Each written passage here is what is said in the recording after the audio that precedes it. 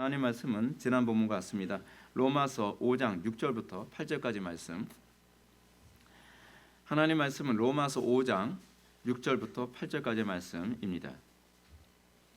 신약성경 245페이지입니다. 신약성경 245페이지 로마서 5장 6절부터 8절까지의 말씀 찾으셨으면 제가 봉독하겠습니다. 우리가 아직 연약한 때에 기약대로 그리스도께서 경건하지 않은 자를 위하여 죽으셨도다. 의인을 위하여 죽는 자가 쉽지 않고 선인을 위하여 용감히 죽는 자가 혹 있거니와 우리가 아직 죄인 되었을 때에 그리스도께서 우리를 위하여 죽으심으로 하나님께서 우리에 대한 자기의 사랑을 확증하셨느니라. 아멘. 이 시간은 로마서 51번째 강의가 되겠습니다. 성부의 사랑과 성자의 순종이라는 제목으로 하나님 말씀 증거하도록 하겠습니다. 성부의 사랑과 성자의 순종. 요한일서 4장 8절, 여러분들이 너무나 잘 아는 성경 구절이죠. 하나님은 사랑이십니다. 근데 이 명제, 하나님은 사랑이십니다라고 하는 이 명제가 간단한 명제가 아닙니다. 하나님이 사랑이시다라고 생각을 하니까 우리 항상 문제가 이것 아닙니까? 너무 가볍게 생각하는 게 문제입니다. 묵상이 없다는 것이 문제입니다. 하나님 그래 사랑이시지 뭐 사랑이시지. 그리고 나서 더 이상 거기서 깊이 있게 생각을 하려 하지 않습니다. 질문을 던지지 않습니다. 그 사랑이 어떤 사랑일까? 그 사랑이 과연 무엇을 얘기하는 것일까? 우리는 더 이상 생각하지 않습니다. 그냥 가볍게 그래 하나님은 사랑이시지. 그러니까 뭐 사랑하는 게 기독교 아니겠어? 우린 그렇게 생각하기 쉽습니다. 근데 이 명제들은 뭐 신자들만 아는 명제가 아니라 불신자들도 잘 아는 명제입니다. 그러다 보니까 사람들이 하나님은 사랑이시다라고 하는 이 명제를 가지고 아니 하나님 사랑이신데 기독교는 왜 이렇게 사랑이 없어? 이런 얘기를 너무나 잘하죠. 근데 이 하나님은 사랑이시다 이 유명할수록 왜곡은 심해집니다. 여러분 그렇지 않나요? 어떤 사람이 유명합니다. 유명할수록 그 사람에 대한 평가는 굉장히 다양합니다. 유명해질수록 좋다고 생각하는 건 그냥 장사꾼들 얘기고요. 사실은 유명해지면 피곤해집니다. 유명해지면 그 사람에 대한 평가가 너무나 다양하기 때문에 그렇죠. 하나님의 말씀도 그렇습니다. 유명한 성경 구절이라고 해서 그 성경 구절을 사람들이 잘 아는 것이 아닙니다. 오히려 유명하기 때문에 그 성경 구절을 자기 방식대로 자기 멋대로 해석하면서 오히려 이 위대한 이 구절이 자꾸 왜곡되어집니다. 그러다 보니까 사람들이 하나님은 사랑이시다라고 했을 때 이 사랑이라는 용어를 너무 철학적으로 해석하거나 너무 직관적으로 해석하거나 또는 자기 중심적으로 해석하려는 경향성이라고 하는 것이 굉장히 많이 나타납니다. 특히 오늘날 그리스 철학이 전 세계를 뒤덮고 있는 이 상황 하에서 이 사랑이라는 단어가 헬라 철학에서의 에로스의 개념으로 인식되어지고 그래서 하나님은 사랑이시다라고 했을 때 하나님은 마치 우리의 모든 방종을 다 허용하시는 분인 것처럼 감각적이고 직관적인 개념으로 이해합니다. 그래서 사람들 얘기하지 않습니까? 아니 하나님은 사랑이신데 왜 이런 부분에 대해서 용납을 안 해줘? 하나님은 사랑이시라고 얘기하면서 왜 이렇게 율법을 강조해? 하나님은 사랑이시라고 하면서 왜 이렇게 그 관용이 없어? 라고 사람들 얘기합니다. 그 이유는 뭐냐면 하나님의 사랑이 거룩함과 분리된 사랑이 아니기 때문에 그렇습니다. 하나님의 사랑이 지혜와 분리된 사랑이 아닙니다. 하나님의 사랑이 이성과 분리되어진 사랑이 아닙니다. 근데 우리는 그 하나님의 사랑이라고 하는 걸 자꾸 직관적인 개념으로 자꾸 감각적인 개념으로 자꾸 하나님의 사랑을 이해하려고 하다 보니까 하나님을 자꾸 이상하게 오해하는 경향성이 있습니다. 근데 문제가 뭐냐면 안 믿는 사람들이 하나님의 사랑에 관해서 오해하거나 철학적으로 그걸 규정한 그 개념들이 안 믿는 사람들 사회 안에서만 안 믿는 사람들과의 관계 안에서만 확장되는 것이 아니라 그것이 신학으로도 들어오고 그것이 우리들의 그 교회 안에도 들어와서 사람들이 세속적인 사랑의 관점 그리고 철학적인 사랑의 관점을 그대로 수용하게 되는 현상이 나타나곤 합니다. 그러다 보니까 미국 교회 같은 경우 미국 교회뿐만이 아니죠. 유럽의 교회들이 온통 하나님의 사랑, 하나님은 사랑이시다라고 하는 이 모토를 가지고 동성애자도 받아들여야 되고 그리고 간음도 수용해야 되고 아니 서로 사랑한다는데 뭐가 문제야? 우리 사랑하게 해주세요. 여러분 그런 거 많지 않습니까? 간음이 어떻게 사랑과 같이 갈 수 있겠습니까? 근데 그것을 사랑이라고 보는 관점, 이 동성애를 사랑이라고 보는 관점은 그리스인들이 생각하는 소위 에로스의 관점으로 사랑을 규정하기 때문에 그렇습니다. 자, 이런 현실에서 우리가 하나님은 사랑이시다라는 명제를 성경적으로 정확하게 규정하는 작업은 너무나 중요합니다. 근데 교회 안에서 이 작업이 명확하게 규정이 되지 않습니다. 그러다 보니까 교회 안에서 무질서함도 사랑이라는 명분하에 허용되어집니다. 교회 안에서 불법도 사랑이라는 명분하에 덮어집니다. 우리 그런 거 많이 보지 않나요? 아, 교회는 사랑인데, 그리고 은혜인데 은혜로 덮고 갑시다. 여러분, 은혜로 덮고 갑시다. 교회 안에서 그런 모습 때문에 얼마나 많은 죄악들, 얼마나 많은 불법들이 쉽게 허용되어지고, 그래서 오히려 교회가 세상과 구별됨이 아니라 너무나 세속화되어진 그런 모습들이 교회 안에서 흔히 나타나고 있지 않습니까? 그것으로 인해서 많은 사람들이 실족되죠. 많은 사람들이 적어도 교회는 거룩해야 될 거라고 생각을 합니다. 교회는 그래도 깨끗해야 되고 정직해야 될 거라고 생각을 하지요. 근데 그런 생각을 가지고 교회에 찾아왔던 사람들이 교회 안에 불법이 횡행하고, 교회 안에 무질서가 횡행하고, 교회 안에 이 몰상식이 횡행하면서 교회에 대한 실망감, 교회를 바라보는 그들의 마음속에 그 신뢰감이 다 사라지게 되는 경향이 얼마나 많은지 모릅니다. 그러면 우리가 이 문제, 이 하나님의 사랑에 관해서 우리가 바로 이해해야 될 때 우리는 어떻게 접근해야 될까요? 우리는 여기서부터 출발해야만 합니다. 우리가 하나님의 사랑을 이해하는 데서 가장 첫 번째 접근은 뭐냐면, 하나님은 삼위일체로 존재하신다라고 하는 존재론적 접근에서 먼저 시작을 해야만 합니다. 이 부분이 전제되지 않는다고 한다면 하나님이 사랑이시라는 이 명제는요, 심각한 모순일 뿐만 아니라 사실은 공허한 메아리일 수밖에 없습니다. 왜냐하면 하나님이 사랑이시라고 하는 이 명제가 나올 때에 하나님의 속성 자체가 결국 뭘 의미합니까? 이 세상을 창조하시기 이전부터 하나님이 사랑하고 계셨다는 것을 전제라는 표현입니다. 아니, 하나님이, 여러분, 우리가 아는 하나님은 어떤 하나님이십니까? 유일신 아닙니까? 유일하신 하나님. 나 외에 다른 신들이 없다고 얘기합니다. 나 외에 다른 신이 없다고 하는데 어떻게 하나님이 홀로 사랑할 수 있겠습니까? 사랑은 항상 대상을 전제로 합니다. 근데 이 하나님께서 나는 사랑이시다라고 얘기할 때에, 하나님 당신 자신이 사랑이라고 계시할 때는 하나님에게는 창세 이전에 온 세상 만물, 이 피조물들을 창조하시기 이전에 하나님은 사랑하는 대상이 있었다는 논리가 성립됩니다. 사랑은 그 속성 자체가 혼자서는 할 수 없는 것이기 때문에 그렇습니다. 사랑은 반드시 대상을 전제합니다. 그렇다면 하나님은 결코 홀로 계신 분이 돼서는 안 됩니다. 우리가 흔히 얘기하는 유대교의 하나님이나 그 이슬람의 알라 같은 경우에는 사실은 하나님을 알 수가 없는 신들입니다. 왜냐하면 유대교의 하나님은 사실은 단일신이거든요. 삼위일체 하나님을 인정하지 않습니다. 그리고 이슬람의 알라가 성경에 얘기하는 그 하나님과 비슷하다고 얘기하는데 거기도 단일신입니다. 영원전에 혼자서 존재하는 신이 어떻게 다른 대상, 특정한 대상을 사랑할 수 있는 그런 기능이 있겠습니까? 그렇기 때문에 다른 어떤 신에도 사랑이라고 하는 개념을 뽑아낼 수가 없습니다.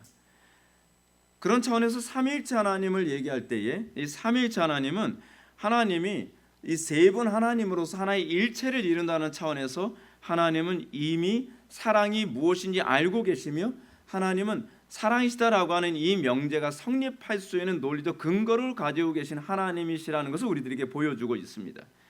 그러나 이것만으로 하나님이 사랑이시라는 명제를 증명할 수는 없습니다. 왜냐하면 하나님이 단수가 아니라 복수라고 해서 그 하나님이 다른 하나님과 온전히 사랑하는 관계가 될 수는 없기 때문에 그렇습니다. 여러분, 신들은 뭐 서로가 다 당연히 사랑하는 겁니까? 그렇지 않죠.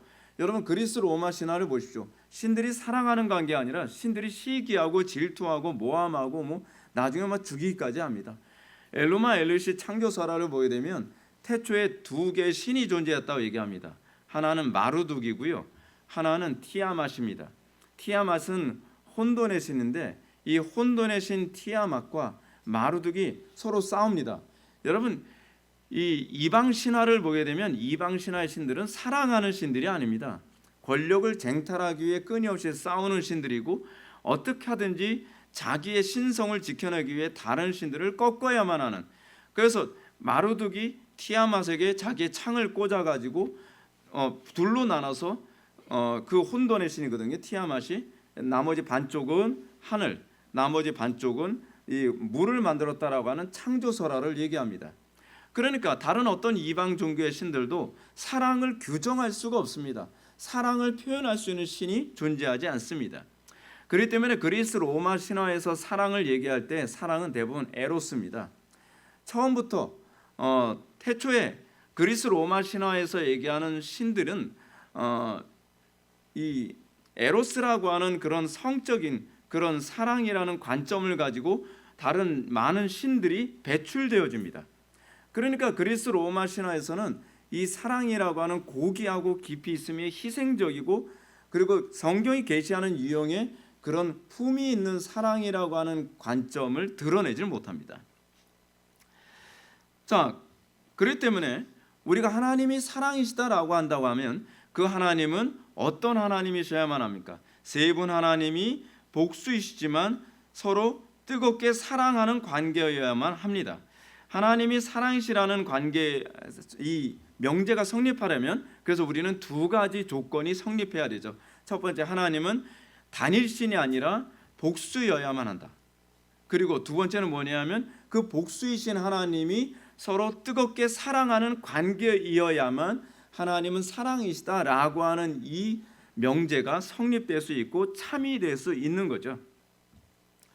이 두 가지 요소를 완전히 충족하시는 하나님의 존재 방식을 성경은 무엇으로 언급하냐 하면 이건 존재론적인 표현인데 삼위일체라는 말을 사용합니다. 삼위일체. 여호와 하나님은 완전히 독립된 세 인격으로 존재하시며 동시에 완전한 일체를 이루십니다. 하나님이 세 인격을 가지고 있다는 것은 인격적 분열을 의미하는 표현이 아닙니다. 이 세 분 하나님은 완전히 독립된 복수의 인격이라는 것을 우리들에게 얘기합니다. 물론 이 세 분 하나님은 영광과 존재와 능력이 동등하십니다. 그럼에도 불구하고 이 세 분 하나님은 어느 한쪽에 종속되지 않습니다. 그래서 이렇게 표현합니다. 성부는 성자가 아니고 성자는 성부가 아니다. 그 성자도 성령이 아니시다. 그리고 성자는 성부로부터 영원히 나으신 독생자이시며 성부는 성자의 아버지시다. 또한 성령은 성부와 성자라는 두 인격으로부터 발출된 분이시다. 무슨 얘기인지 여러분 아시겠습니까? 다시 설명해 드릴게요. 성부는 성자가 아니십니다. 완전히 다른 분이시라는 얘기예요. 그리고 성자도 성부가 아니십니다. 그런데 성자께서는 성부로부터 영원히 나으신 존재입니다. 그리고 성령께서는 성부와 성자로부터 나오신 분이십니다. 나으신 분이 아니라 나오신 분입니다. 이걸 발음을 더 좋게 하기 위해서 발출된 분이시다라고 이렇게 표현을 하기도 합니다. 그런데 이 세 분 하나님이 인격적으로 독립되어 있는데 이 인격적으로 독립되어 있는 이 세 분 하나님이 완전한 일체를 갖고 계십니다. 그런데 그 일체를 이루시는 근원이 무엇인가? 사랑이라는 겁니다. 사랑. 이 세 분 하나님은 서로 사랑할 수 있는 관계가 되시기 때문에 이 사랑 안에서 이 독립되어진 인격을 가지고 계신 세 분 하나님이 완전한 일체를 이루신다는 거죠. 근데 그 일체를 이루시는 방식을 예수님께서는 요한복음 17장에서 어떤 식으로 표현했냐면 성부는 성자 안에 거하시고 그리고 성자는 성부 안에 거하십니다. 이걸 뭐라고 하냐면 상호 내주라고 얘기합니다. 그리고 성령은 성부와 성자로부터 하나님을 나타내십니다. 이런 존재 방식은 피조물인 우리가 이해할 수 없죠. 그냥 그런가 보다 하는 거죠. 굉장히 미스테리합니다. 그래서 성경이 그렇게 계시하니까 성경이 그렇게 언급하니까 삼위일체 하나님은 이런 식으로 존재하시는구나 라고 할 수 있는 거죠. 근데 존재하시는데 뭐로 존재하세요? 사랑으로 존재하시는 거예요. 사랑으로 세 분 하나님이 일체를 이루시는 하나님이시라는 겁니다. 그래서 이 신비가 어떻게 우리로 하여금 완전하지 않지만 어떻게 납득될 수 있는가? 우리가 사랑할 때 비로소 납득할 수 있게 됩니다. 사랑하지 않으면 하나님을 이해할 수가 없습니다. 그래서 하나님께서 우리로 하여금 하나님 당신 자신을 이해하도록 하기 위해 우리에게 주신 것이 뭐냐면 하나님의 사랑을 우리에게 부음받아 주신 겁니다. 이 사랑은 신적인 것입니다. 우리가 하나님을 이해하지 못하는 가장 첫 번째 이유는 우리의 이성이 또는 우리의 경험이 하나님을 이해하는 데 제한적이기 때문이고요. 두 번째는 뭐냐면 사랑하지 않기 때문에 그렇습니다. 하나님을 이해하는, 하나님의 존재 방식을 이해하는 가장 전형적인 방식은 하나님을 뜨겁게 사랑해야만 합니다. 그 사랑이 우리 안에 들어왔을 때에 비로소 하나님은 이런 분이시구나 라고 하는 걸 비로소 납득할 수 있게 되는 것입니다. 그래서 이 사랑 안에서 참된 사랑의 개념을 알게 됩니다. 그러니까 우리가 흔히 생각하는 사랑의 개념이 아니라 하나님의 사랑을 알게 됐을 때에 비로소 이게 사랑이구나 라고 우리가 말할 수 있고 알 수 있게 되는 것이죠. 우리는 과연 사랑을 얼마나 알고 있습니까? 우리가 사랑이라고 얘기하는 것들은 사실은 철학적이라거나 그렇지 않으면 감각적이라거나 직관적인 것을 우리는 사랑이라고 생각합니다. 그래서 우리는 대부분 남자들이 교회에 왔을 때 어려운 게 뭡니까? 자매들은 막 설교 들으면서 눈물 돌리고 찬양하면서 눈물 돌리고 기도하면서 눈물 돌리고 그러는데 남자들은 눈물을 흘려야만 사랑이라고 생각하니까 나는 왜 눈물이 안 나오지? 나는 사랑이 없나라고 생각을 하는 거죠. 그렇다고 해서 눈물 없다는 거 여러분들 자랑하라는 얘기는 아닙니다. 눈물 없는 것도 좀 문제가 있어요. 근데 문제는 뭐냐 하면 사랑이 꼭 눈물을 흘려야만 사랑은 아니라는 겁니다. 그 사랑은 어떤 감각적이라거나 직관적인 개념이 아니라 하나님의 사랑이 우리 안에 들어와야만 비로소 이 성경이 가르치는 이 사랑의 개념, 참된 사랑의 개념이 비로소 납득되어진다는 겁니다. 여러분 우리 그런 말 하지 않나요? 사랑하기 전에는 아직 미숙하다. 그런 얘기 많이 하잖아요. 아직 사랑을 모르면 아직 어른이 아니야. 이런 얘기 많이 합니다. 한 사람이 어떤 사람들이 성숙해지는 데 있어서 필요한 것이 뭐냐면 사랑입니다. 오늘날 우리나라 사회 안에서요. 젊은 아이들이 별로 이렇게 성숙도가 떨어지는 이유 중에 하나가 뭐냐 하면 부모로부터 참된 사랑을 맛본 적이 없고 그리고 이 사랑을 줘본 적도 없고 그리고 사랑이라고 하는 것이 사회 안에 별로 없고 사회가 다 어떻습니까? 다 이 분열되어 버렸죠. 다 원자화돼 버리고 말았습니다. 사랑이 없으면 성숙이 없습니다. 자기밖에 모르는데 어떻게 성숙한 인격을 기대할 수 있겠습니까? 그래서 그리스도인들이 성숙된 존재가 되는 방식 중에 하나는 뭐냐면 비로소 하나님의 사랑을 알게 될 때에 성숙이 되죠. 우리는 그걸 뭐라고 얘기합니까? 그래서요. 성화라고 얘기하죠. 성화. 하나님의 사랑을 모르면 성화라는 것이 나타나지가 않습니다. 사회 전체도 그렇습니다.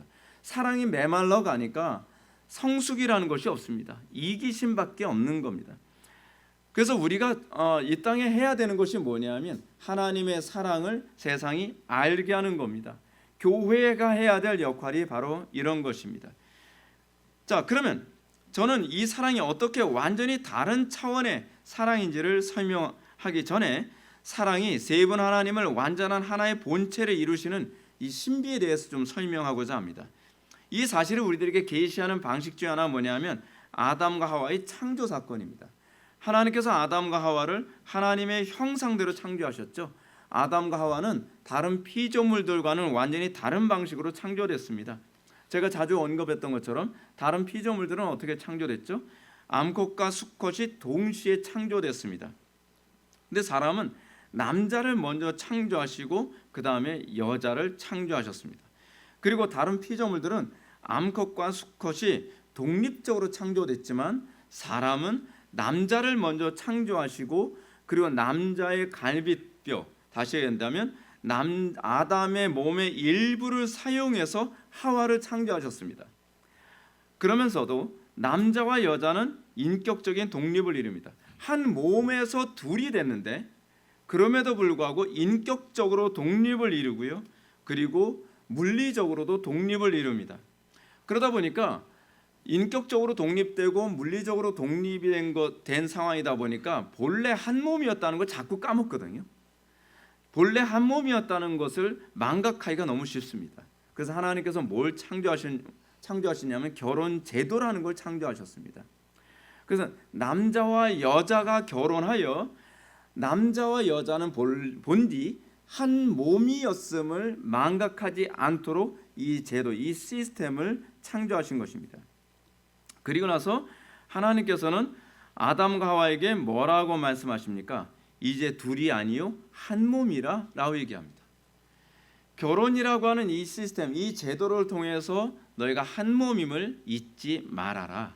너희들이 원래 한 몸에서 이 창조된 존재라는 것을 잊어서는 안 된다라고 하나님께서 이 결혼 제도를 우리에게 허락하신 것입니다. 그래서 이 결혼 제도가 망가지면 큰일 납니다. 이 결혼 제도가 망가지면 사회 전체는 사실 다 붕괴되게 되어 있습니다. 결혼은 단순히 제도적으로 한 몸으로 묶어놓은 것만이 아닙니다. 물론 하나님께서 결혼이라는 제도 통해서 둘이 나누지 못하도록 묶어놓은 것은 사실입니다. 그러다 보니까 오늘날처럼 타락한 세대들이 결혼 제도를 굉장히 싫어합니다. 왜요? 우리가 부자연스럽다는 거예요. 이 결혼 제도 때문에 사람들이 너무 불편하니까 어떻게 해요? 결혼하지 않고 그냥 동거 생활하자. 뭐 살다가 마음에 안 들면 헤어지면 되는 거지 뭐. 왜 우리가 결혼 제도라고 하는 시스템 안에 갇혀가지고 왜 우리가 서로 마음에 안 드는데 같이 살아야 되고 성격도 안 맞고 뭐도 안 맞고 그러는데 우리가 같이 살아야 되냐? 여러분 어떻게 같을 수 있겠습니까? 그렇지 않아요? 그러면 독립된 인격이 아니죠. 서로 다르다는 건 서로가 독립된 인격이라는 것을 보여주는 방식입니다. 성부, 성자, 성령 세 분 하나님은 독립된 인격이십니다. 근데 그 독립된 인격이신 세 분 하나님이 어떻게 일체를 이루신다고 얘기합니까? 사랑으로 일체를 이루시는 것입니다. 하나님께서도 우리에게 그걸 요구하고 계십니다. 사랑 안에서 너희들이 한 몸을 이루어가라 라고 얘기하시는 것이죠. 자, 근데 문제가 뭐냐면 이 결혼에 대한 이해, 하나님께서 왜 결혼 제도를 창조하셨는가를 이해하지 못하니까 교회 안에서도 너무 쉽게 가정이 깨어지는 일이 자꾸 생깁니다. 여러분, 우리가 이 하나가 됐다는 것은요, 육신적으로 하나가 됐다 해서 하나가 되는 것이 아니고요, 감정적으로 하나가 됐다 해서 하나가 되는 것이 아닙니다. 궁극적으로 하나가 된다는 것은 영적으로 하나가 되는 것입니다. 우리가 이 영적으로 하나가 된다고 했을 때에 여러분 이게 납득이 됩니까? 영적으로 하나가 된다는 개념은 이런 개념입니다. 바라보는 대상이 일치할 때 영적으로 하나가 되는 겁니다. 그러니까 예를 든다면 그러잖아요. 서로 성격 다르고 서로 감정도 다르고 뭐 다르다고 하는데 바라보는 대상이 같으면 같이 가요. 예를 들어서 부부 도박단 같이 가요. 바라보는 대상이 너무 같은 거예요.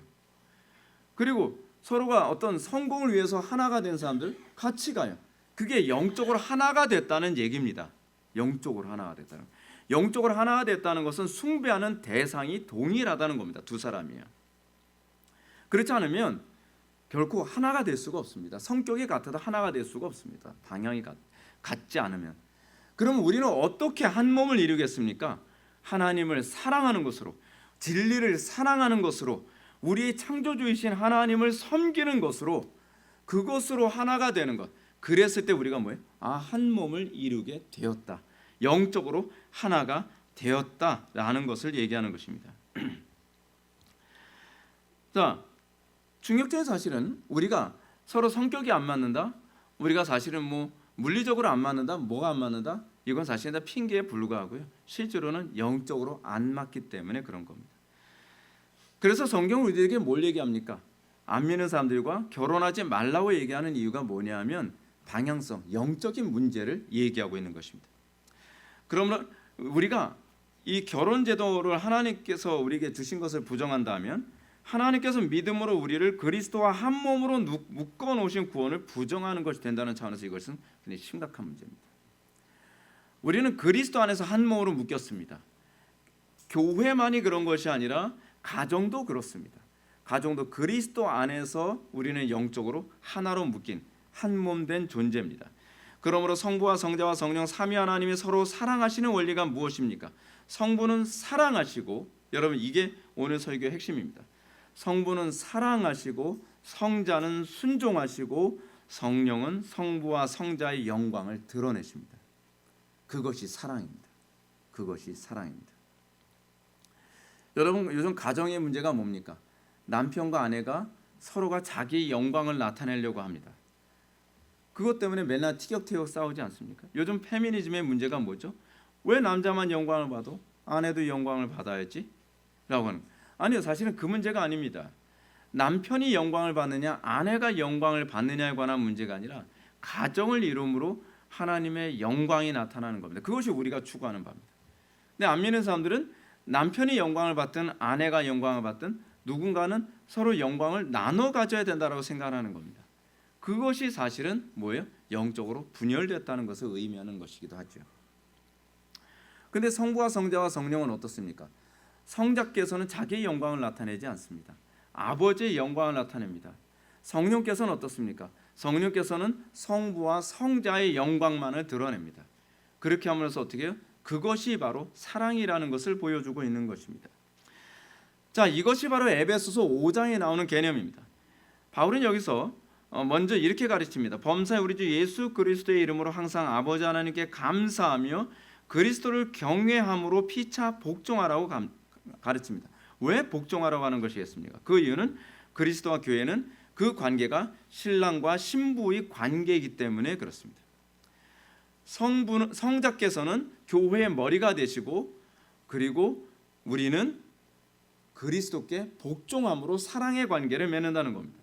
근데 이 개념은 성부께서 사랑하시고 성자께서 성부에게 복종하심으로 나타나는 방식하고 똑같습니다. 원리적으로 똑같아요.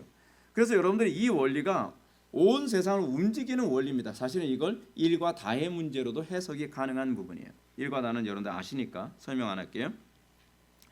그래서 왜 복종하라고 하는가 했을 때 이 개념은 바로 하나님 성부와 성자의 관계를 보여주시는 개념이고요.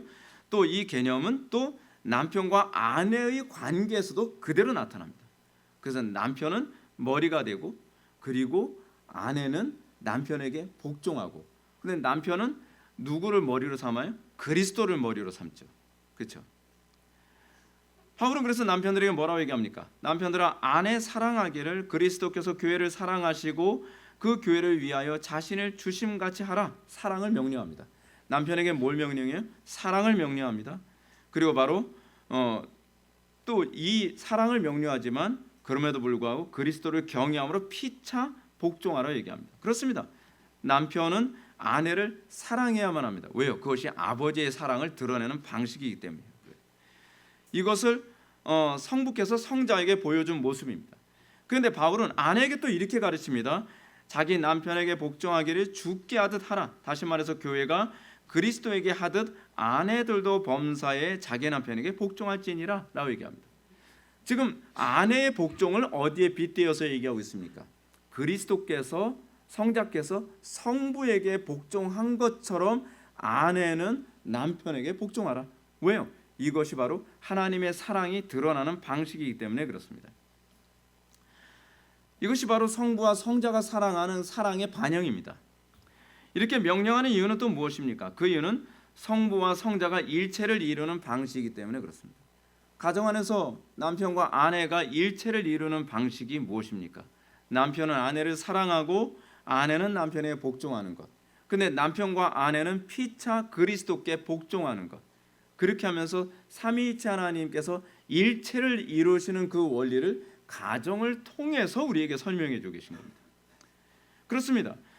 성부와 성자가 하나의 일체를 이루고 그리스도와 교회가 하나의 일체를 이루는 방식, 이것이 바로 성부가 사랑하시고 성자는 순종함으로 그 사랑을 표출하신 것입니다. 마찬가지로 그리스도는 교회를 사랑하고 교회는 그리스도께 복종함으로 사랑합니다. 그러니까 복종이 뭡니까? 사랑하는 방식입니다. 복종이라는 것 자체가. 그리고 더 나아가 남편은 아내를 사랑하고 아내는 남편에게 복종해야만 합니다. 물론 이 사랑과 복종의 관계는 항상 한 영으로 묶여야 되기 때문에 주 안에서만 이것이 전제된 명령입니다.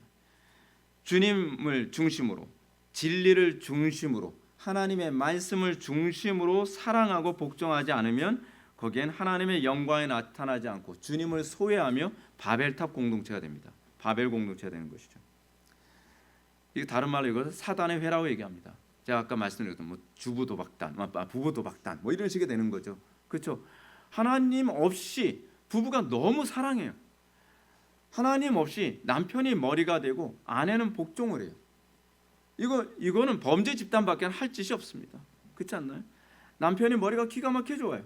남편이 잔꾀를 써서 여보 이렇게 하게 되면 요번에 우리가 부동산에서 한 10억은 벌 수 있을 것 같아. 그럼 아내가 여보 순종할게요. 그래서 열심히 순종을 해요.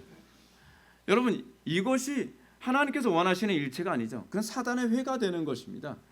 하나님이 중심이 되고 그 안에서 남편은 하나님께 복종을 하고, 그래서 그 사랑을 아내에게 쏟고, 그리고 아내는 남편에게 복종함으로 뭐예요? 하나님의 형상, 하나님의 영광을 드러내는 공동체를 이루는 것이죠.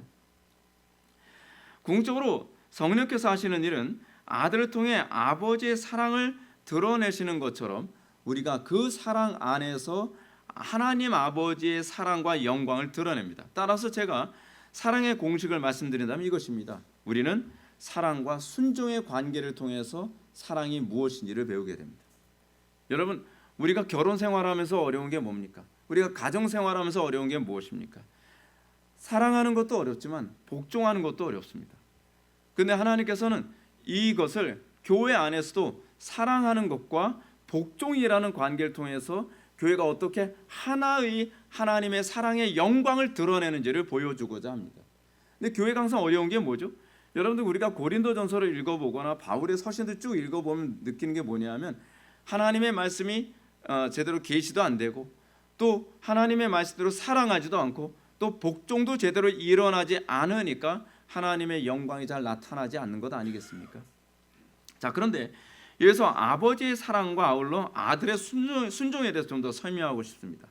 지난 시간에 제가 아버지의 사랑에 관해서 여러분한테 말씀드렸다 보니까 아들의 이 사랑에 관한 부분에 대해서 또 여러분들이 약화될 수 있을 거라고 생각돼요. 이 부분을 좀 설명하고 싶은 겁니다. 아들의 순종은 아들이 표현하는 사랑입니다. 그건 아들이 아버지에게 사랑을 표현하는 방식은 순종으로 나타나는 거라는 겁니다. 그 사랑의 표현으로서 순종은 아버지의 사랑을 온전히 드러내는 겁니다. 우리는 이렇게 순종으로 아버지의 사랑을 온전히 드러낸 것을 뭐라고 표현하냐면 바로 의라고 하나님께서 표현하신 겁니다. 그렇죠? 아들의 순종은 단순한 의가 아닙니다. 온전한 사랑을 한 것을 얘기합니다. 이렇게 성부께서 행하는 온전한 사랑은 성자께서 어떻게 했어요? 죽기까지 순종함으로 나타낸 것입니다. 그러니까 이거죠. 예수님께서 십자가에 못 박혀 돌아가시기까지 아버지께 순종한 것, 그리고 그것을 우리는 단순히 율법을 지켰다라고 하는데, 율법이 뭡니까? 율법이요, 사랑이잖아요. 하나님 사랑, 이웃 사랑. 그러니까 아버지 뜻에 온전히 복종함으로 말미암아 아버지의 사랑을 온전히 드러낸 것. 그래서 하나님께서 어떻게 해요? 예수님을 의롭다 선언하시죠. 아버지께서, 성부께서 성자의, 그러니까 그리스도의 의로움을 드러난 사건을 우리는 뭐라고 얘기합니까? 그걸 부활이라고 얘기하죠. 그걸 우리가 십자가의 사랑이라고도 얘기합니다. 그 사랑이 온전한 사랑이었다, 부족함이 없는 사랑이었다, 하나님의 사랑을 선명하게 클리어하게 드러난 사랑이었다라고 하시는 것이 바로 부활이었고, 그것이 바로 의입니다. 칭의.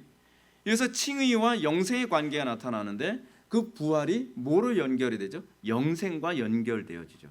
아버지의 영광을 드러내는. 그래서 여러분, 의를, 그 영생을 뭐라고 얘기합니까? 요한복음 17장에서요.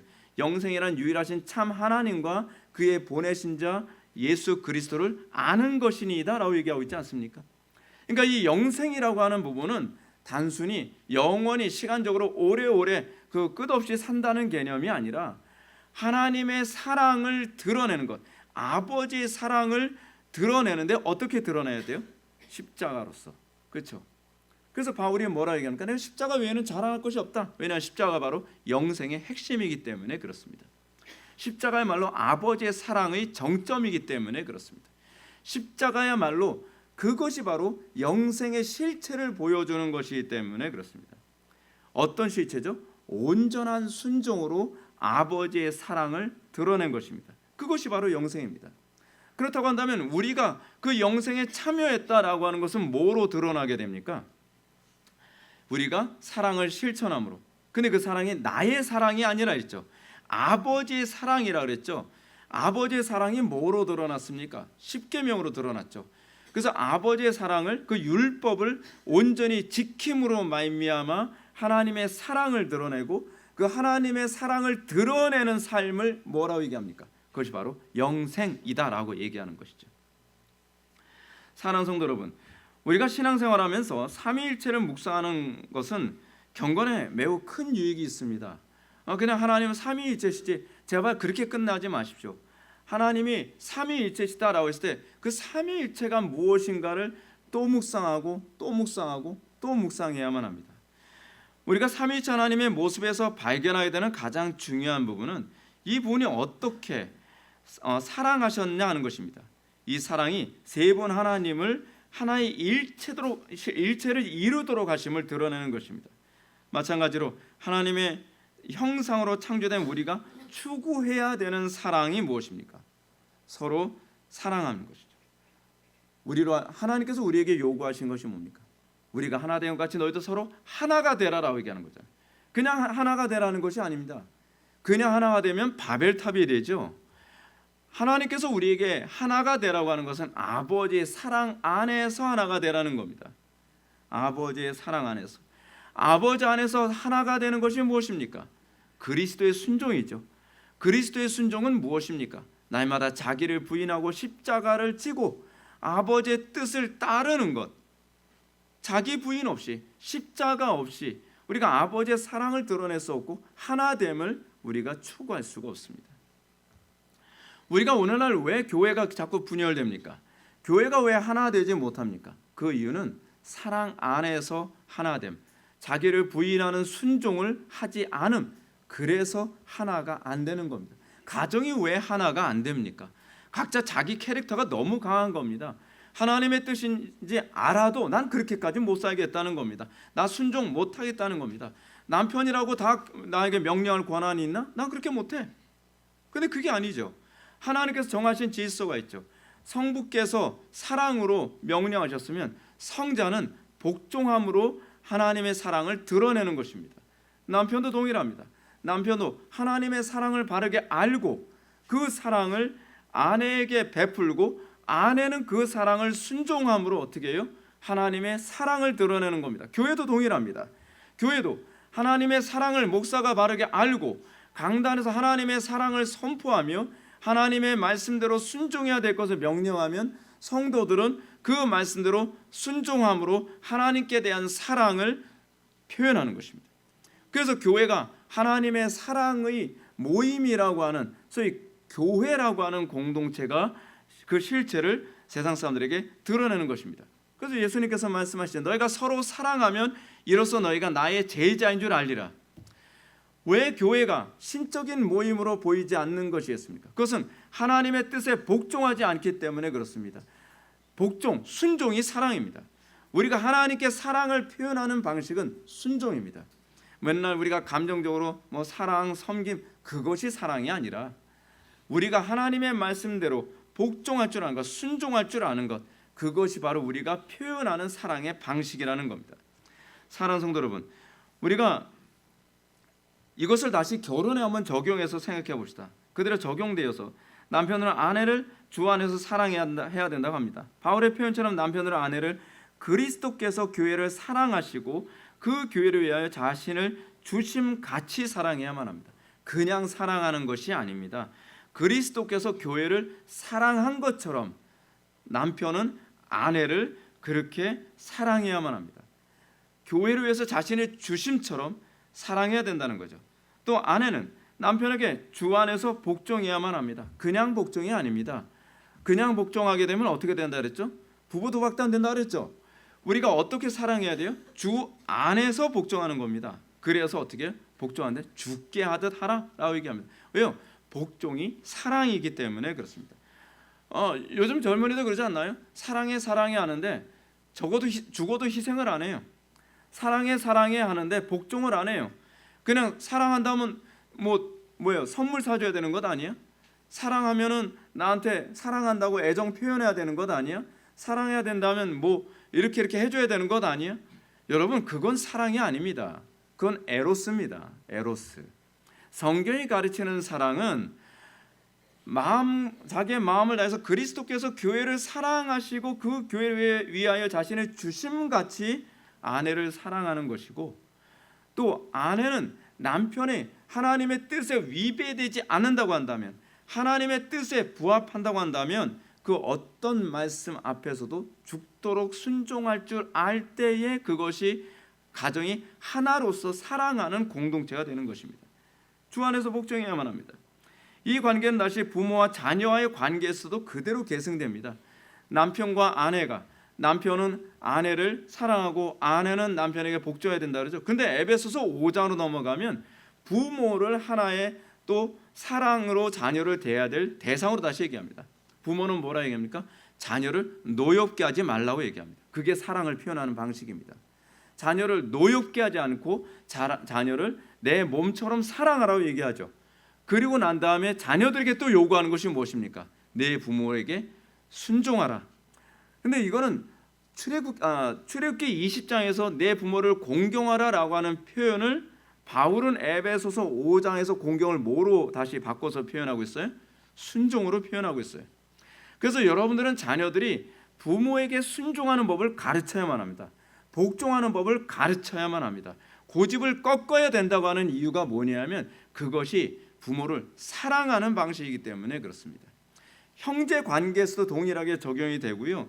이 부분은 또 국가와 또 시민과의 관계 안에서도 동일하게 적용되어지는 부분입니다. 정부가 또는 국가가 하나님의 법에 위배되어지지 않는다고 한다면 우리는 그것이 나에게 손해가 될지라도 우리는 복종해야만 합니다. 왜요? 그것이 성경에 가르치는 바이기 때문에 그렇죠. 베드로전서 2장 13절에 이렇게 얘기합니다. 인간의 모든 제도를 주님을 위하여 복종하라 라고 얘기하고 있습니다. 그리고 또 바울은 뭐라고 얘기합니까? 위에 있는 권세에게 복종하라 라고 얘기합니다. 왜요? 그것이 사랑을 하는 방식이기 때문에 그렇습니다. 성경이 얘기하는 사랑을 하는 가장 굵은 그 개념은 뭐냐 하면 윗사람은 직장의 상사든 그렇지 않으면 가정에서 부모든 또는 남편이든 윗사람은 자기의 몸처럼 사랑하는 방식을 통해 사랑을 표현하는 것이고 아랫사람은 그것이 하나님의 뜻에 위배되어지지 않는 한도 내에서 죽도록 충성하는 것을 통해 또는 복종하는 것을 통해 사랑을 실천하는 것입니다.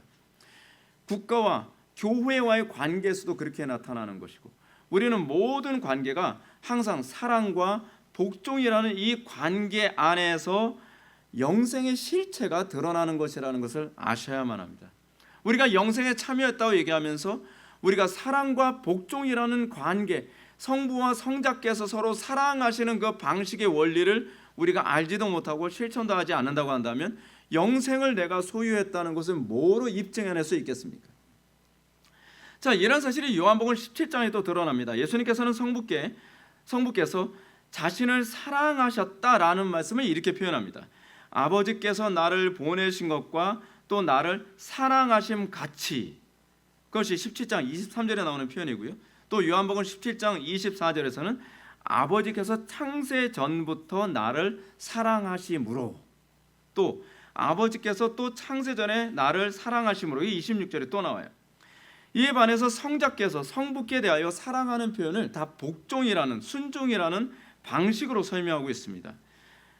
그래서 이 순종에 대해서 요한복음 17장에서 나온 말씀으로만 제가 언급을 한다면 이렇습니다. 17장 4절에 보면 아버지께서 내게 하라고 주신 일을 내가 이루어 아버지를 이 세상에서 영화롭게 하여 싸우니, 아버지를 영화롭게 하는 것, 아버지 뜻에 복종함으로 아버지를 드러내는 것. 또 6절을 보면 세상 중에서 내게 주신 사람들에게 내가 아버지의 이름을 나타내었나이다. 순종이죠. 순종. 8절은 또 이렇습니다. 나는 아버지께서 내게 주신 말씀들을 그들에게 주었사오며, 또 순종이죠. 12절은 내가 그들과 함께 있을 때에 내게 주신 아버지의 이름으로 그들을 보존하고 지켰나이다. 순종이죠. 순종하심으로 사랑을 표현합니다. 그 외에도 성자께서 성부께 순종하셨다는 의미들은 계속 나오게 됩니다.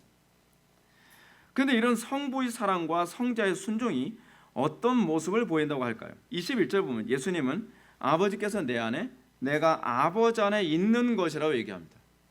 근데 예수님께서는 또 이것을 교회에게 적용해서 아버지께서 내 안에, 내가 아버지 안에 있는 것 같이 저희도 우리 안에 있어 라고 얘기합니다.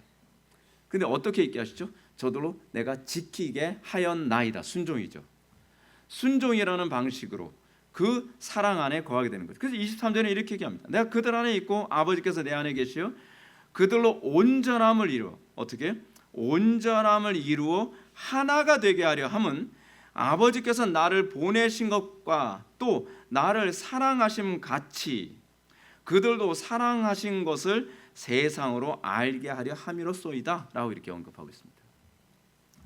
그럼 성령께서 하시는 일은 무엇입니까? 성령님은 성부와 성자로부터 발출되어 성부와 성자의 순종을 세상에 알리는 것, 성부의 사랑을 알리고 성자의 순종을 알림으로 우리로 하여금 어떻게 해요? 그 십자가에 참여하게 만드는 것이 성령께서 하시는 일이죠. 그래서 그 십자가에 참여함으로 아버지의 사랑을 비로소 알게 되는 거예요. 우리가 십자가에 참여하지 않고서 아버지의 사랑을 알 수가 없습니다. 우리가 십자가에 참여하면 참여할수록 아버지의 사랑의 깊이와 그 영광스러움이 점점 더 선명하게 드러나게 되는 것이죠. 순종하지 않고선 보이지 않습니다. 그래서 우리가 구원받음을 알 수 있는 근거가 명확하게 사랑 안에서 입증되죠. 우리는 성령으로 인하여 하나님의 사랑이 우리의 마음에 부은 바 됩니다. 그런데 이렇게 하나님의 사랑이 부어진 방식은 성령님에 의해 우리가 그리스도의 순종에 참여하는 것으로 나타납니다.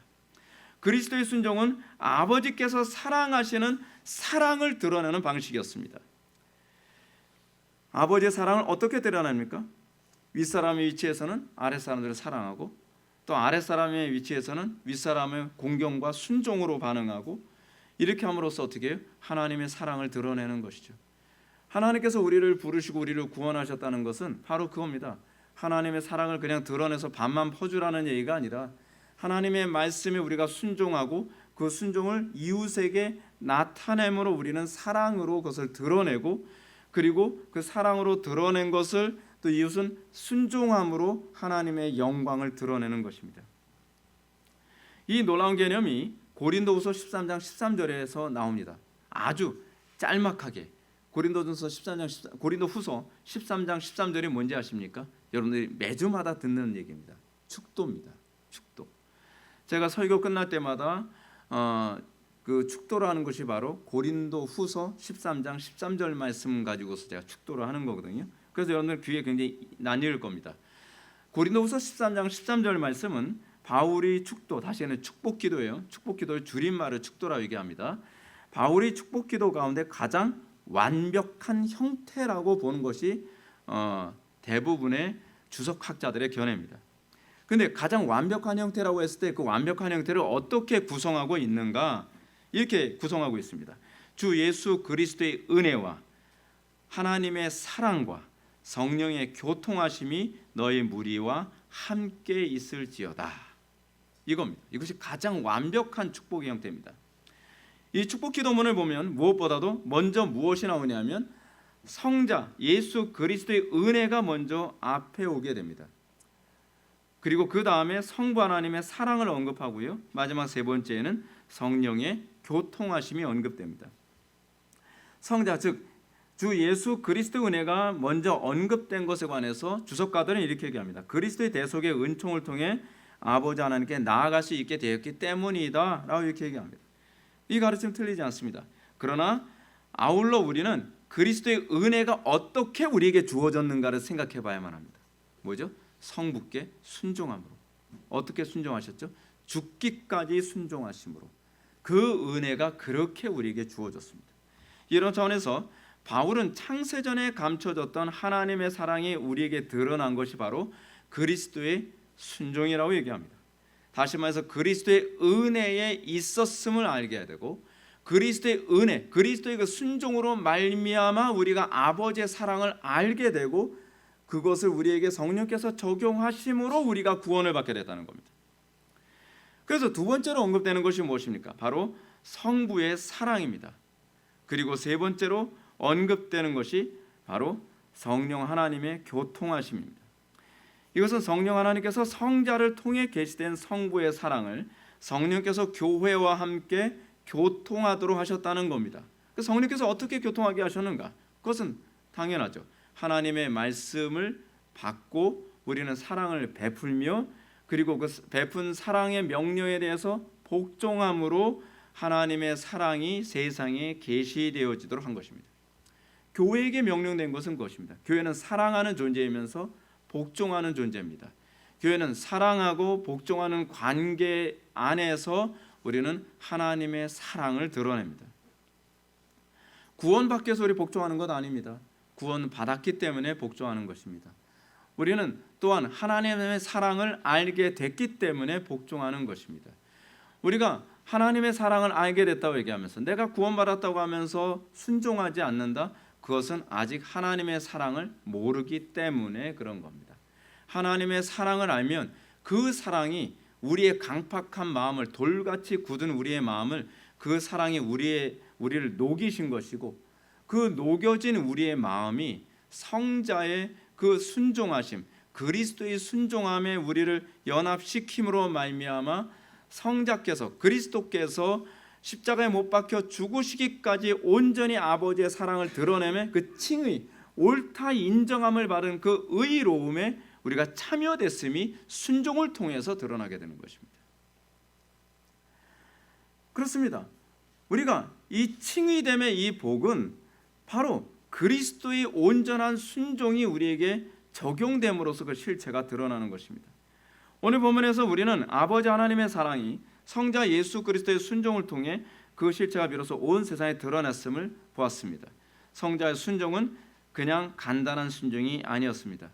아브라함이 이삭을 제물로 드릴 때 이삭은 죽는 그 순간까지 아무 저항을 하지 않고 아버지 아브라함에게 순종했던 것과 같은 순종입니다. 우리가 예수 그리스도의 그 사랑을 알고 예수 그리스도의 그 은혜 안에서 그 의로움, 그 칭의를 우리가 전가받았다라고 했을 때에 우리에게 나타나는 것은 그 그리스도의 그 순종에 우리가 참여하는 것입니다. 이 모습에서 우리는 성부와 성자의 사랑이 어떤 것인지 보게 됩니다. 성부 하나님은 아직 하나님께 원수되어 있었던 우리를 사랑하셔서 독생자를 보내시고 십자가에 못 박아 죽이시기까지 우리를 사랑하셨다고 한다면, 성자께서는 아버지를 사랑하셔서 죽기까지 복종하셨고 그 복종을 통해 우리를 구원하시기 위해서 자기를 희생하기를 주저하지 않으셨던 하나님 사랑과 이웃 사랑의 실천을 통해 우리에게 그 구원이 들어오게 된 것입니다. 그 죽기까지 온전히 순종하지 않았다고 한다면 하나님의 사랑은 우리에게 주어지지 않았을 것입니다. 그러므로 그리스도의 순종은 그리스도는 죽음 가운데 부활하시고 영생의 근원이 되십니다. 이 놀라운 성부와 성자의 사랑을 통해 하나님께서 우리에 대한 자기의 사랑을 확증하신 것입니다.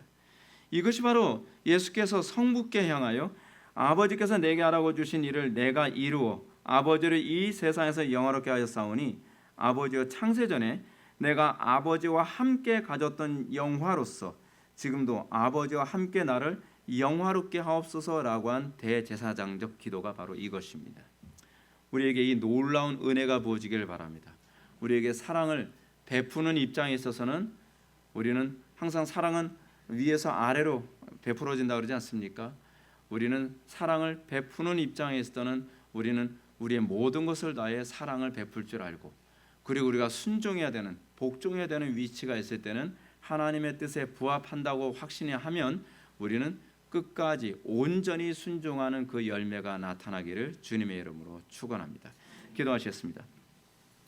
사랑이 많으신 하나님, 우리에게 아버지의 사랑과 아들의 그 순종이 나타나기를 원합니다. 이 아버지와 아들의 이 순종과 복종을 통해서 하나님의 영광이 선명하게 드러날 수 있기를 원합니다. 이 말씀이 우리 심령에서 묵상이 되고 열매 맺게 하여 주옵소서. 예수님의 거룩하신 이름으로 기도 올려옵나이다. 아멘.